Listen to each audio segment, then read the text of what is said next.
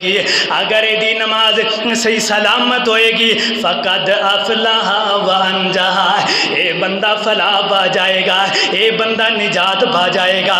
وَإِن فَسَدَتْ فَقَدْ خَابَ وَخَسِرَ، اگر دی نماز مکمل نہ ہوئی، اے دی نماز ادھوری رہ گئی، فرمایا ناکام تے نامراد ہو جائے گا، ستیہ ناس ہو جائے گا۔ دنیا دی زندگی گزارن دا کی فائدہ ہے جے دنیا اندروں جا کر کے بھی آخرت دے اندر سکون نہ ملیا۔ لوگوں کے نات والے ہو، دنیا دی زندگی اندر رہ کر کے بڑی زندگی خجل خواری اندر گزاری ہے، کیتے مہنگائی دے دور اندر اپنی زندگیاں نو گزاریا ہے۔ اگر تے مرن تو بعد پھر بھی جنت نہ ملی، مرن تو بعد پھر بھی کامیابی نہ ملی، اور دنیا دی زندگی گزارن دا کی فائدہ ہوئے گا؟ میرے پیغمبر علیہ السلام نے فرمایا نماز ایک ایسی چیز ہے، کافر اور مسلمان بندے دے درمیان فرق کرنے والی چیز جیڑی ہے وہ نماز ہے۔